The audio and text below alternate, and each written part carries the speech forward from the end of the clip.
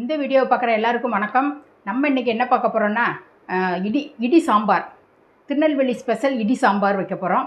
அது எப்படி செய்யலாங்கிறத பார்க்கலாம். அந்த காலத்தில் வந்து உரலில் போட்டு நல்ல மசாலாலாம் நல்லா வறுத்து போட்டு உரலில் போட்டு நல்லா இடித்து அந்த சாம்பார் வைப்பாங்க. இன்றைக்கி வந்து நம்ம மிக்சியில் தான் பவுட்ரு பண்ண போகிறோம். பவுட்ரு பண்ணி அந்த இடி சாம்பார் எப்படி வைக்கலாங்கிறத பார்க்கலாம் வாங்க.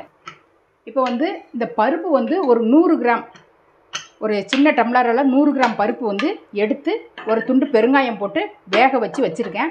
இதை நல்லா கரண்டியால் மசிச்சு வச்சுக்கலாம். இப்போ வந்து அடுப்பை பற்ற வச்சு அந்த காய் வேக விடுறதுக்கு எண்ணெய் லேசாக ஒரு 2 ஸ்பூன் கிட்ட எண்ணெய் விட்டுருக்கேன். அதுலேயே கொஞ்சமாக இப்படி கருவேப்பிலையை போடுறேன்.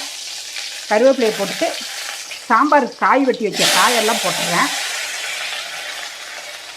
காய் என்ன காய்ன்னா முருங்கைக்காய், கத்திரிக்காய், கேரட்டு, பீன்ஸு, இன்னும் இருந்ததுன்னா அவரைக்காய், எல்லா காயுமே போடலாம். நான் வந்து இன்றைக்கி போட்டிருக்கிறது இந்த காய் தான் போட்டிருக்கேன். சின்னது ஒரு 10 காய் உரித்து போட்டிருக்கேன். நான் வந்து இந்த காய் மட்டும்தான் போட்டிருக்கேன்.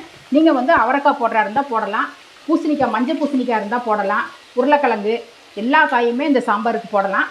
நான் வந்து இந்த காயை போட்டிருக்கேன். எண்ணெய் ஊற்றி இப்போ லேசாக வதக்கிக்கலாம். ஒரு 5 நிமிஷம் அப்படியே இந்த எண்ணெயிலேயே கொஞ்சம் பெரட்டி விடுவோம். பெரட்டி விட்டுட்டு இப்போ வந்து வறுக்கிற ஜாமானை வந்து அந்த அடுப்பில் இது வதங்கிக்கிட்டே இருக்கட்டும். அந்த அடுப்பில் வந்து வறுக்கிற ஜாமானை வந்து வறுத்துக்கலாம். இப்போ இந்த அடுப்பு பற்ற வச்சு ஒரு கடாயை வச்சிடுறேன். இப்போ வந்து இந்த கடாயை வச்சுருக்கேன். கடாயை வந்து லேசாக சூடாகட்டும். இப்போ வந்து வெறும் கடாயில் தான் போடுறேன். ஒரு ஸ்பூன் வந்து மல்லி விதை, 1 ஸ்பூன் வந்து கடலைப்பருப்பு, 1/2 ஸ்பூன் துவரம்பருப்பு, ஒரு 1/2 ஸ்பூன் கிட்ட ஜீரகம், ஒரு 1/2 ஸ்பூன் மிளகு, சும்மா ஒரு பிஞ்சு இப்படி முள்ளி போட்ட மாதிரி வெந்தயம், இவ்வளோத்தையும் போட்டு வறுத்துக்கலாம். நல்லா இது வந்து நல்ல வாசனை வரும். நல்ல மல்லியோட வாசனை வந்து நல்ல வரும்போது ஆஃப் பண்ணிடலாம். இப்போ வந்து இந்த மல்லி இதெல்லாமே நல்லா இப்படி செவந்து வந்துருச்சு. நல்ல வாசனையும் வருது. இந்த மாதிரி செவந்து வந்தவுடனே இதை எடுத்து ஒரு பிளேட்டில் ஆற வச்சிடலாம்.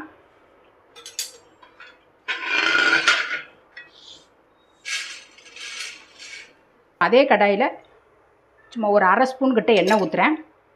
எண்ணெய் ஊற்றிட்டு அந்த சாம்பாருக்கு தேவையான காஞ்ச மிளகாய், நான் ஒரு 7 மிளகாய் எடுத்திருக்கேன். 100 பருப்புக்கு 7 மிளகாய் எடுத்திருக்கேன். 100 வந்து இந்த மாதிரி உலக்குக்கு ஒரு உலக்கு தான் பருப்பு போட்டு வேக வச்சுருக்கேன். இதுக்கு 7 மிளகாய் காஞ்ச மிளகாய் எடுத்திருக்கேன். அந்த காஞ்ச மிளகாயை இந்த எண்ணெயில் போட்டு வறுத்தரலாம். இப்போ அதோட கொஞ்சம் இந்த கருவேப்பிலையும் போட்டு வறுத்துருவோம். காஞ்ச மிளகாயும் நல்லா செவந்துருச்சு. இந்த கருவேப்பிலையும் லேசாக வறுபட்டால் போதும். இதையும் அந்த பருப்போடைய, இந்த பருப்பு இது எல்லாத்தையும் வறுத்து வச்சுருந்தோம்ல, அதோடையே கொட்டிட்டு இதையெல்லாம் ஆற வச்சுட்டு, இதை நல்லா ஆற வச்சு மிக்சியில் வந்து பவுடராக ஓட்டி எடுத்துகிட்டு வந்துடணும். காய் வந்து ஒரு 2 நிமிஷம் நல்லா வதங்கிட்டு இருந்துச்சு. இப்போ வந்து இதில் வந்து ஒரு காய் முங்குற அளவுக்கு தண்ணியை விட்டுறலாம். தண்ணியை விட்டுட்டு அதுக்கு சாம்பாருக்கு தேவையான உப்பையும் இதில் போட்டுறேன். போட்டுட்டு ஒரு தட்டை போட்டு மூடி வச்சு நல்லா காய் வந்து நல்லா வேகட்டும். வெந்ததுக்கப்புறம் பார்ப்போம். இந்த சாம்பாருக்கு வந்து கொஞ்சம் தேங்காயும் ஜீரகமும் லைட்டாக இடித்து போடலாம். நான் இந்த மாதிரி உரல் எடுத்திருக்கேன். நீங்கள் அம்மி இருந்தால் கூட அம்மி எடுத்துக்கோங்க. ஒரு 1/2 டீஸ்பூன் கிட்ட ஜீரகம் போட்டிருக்கேன். அதை ஒரு நல்லா இப்படி ஒரு தட்டிக்கலாம்.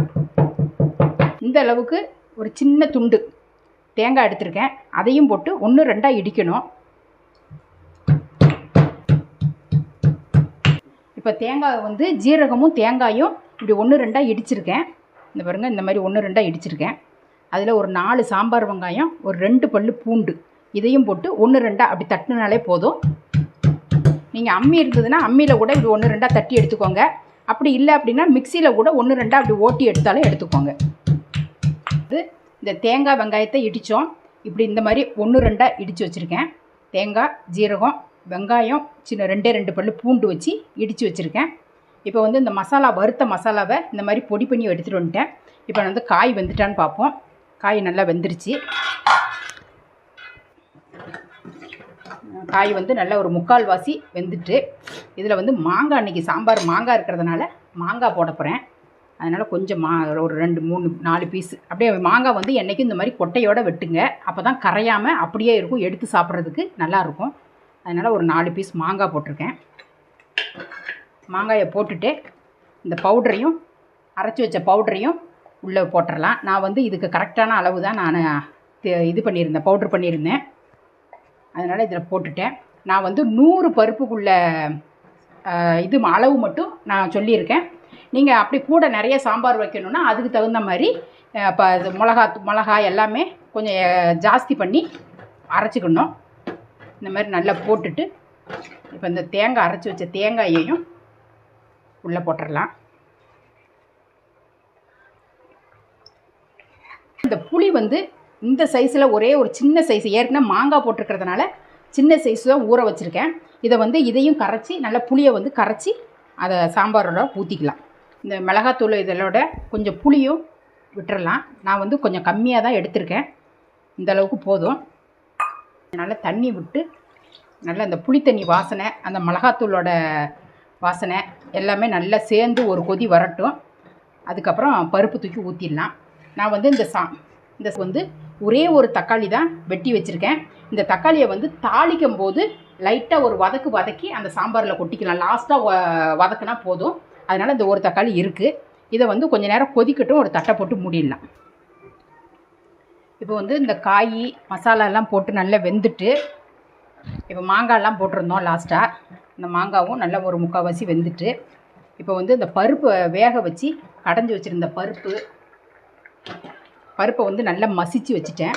குக்கரில் நல்லா வேக வச்சு இந்த மாதிரி மசிச்சு வச்சுருக்கேன். இந்த சாம்பாருக்குள்ளே கொஞ்சம் மஞ்சப்பொடி போட்டுடலாம். அது ஃபஸ்ட்டே போட்டிருந்துருக்கணும், நான் மறந்துட்டேன்.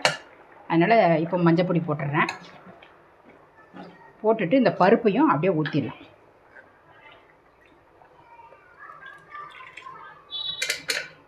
பருப்பையும் ஊற்றிட்டு எவ்வளோ திக்னஸ் இருக்குதுன்னு பார்த்துக்கிட்டு நீங்கள் அதுக்கு தகுந்த மாதிரி தண்ணியும் நல்லா கலந்து சேர்த்துருங்க.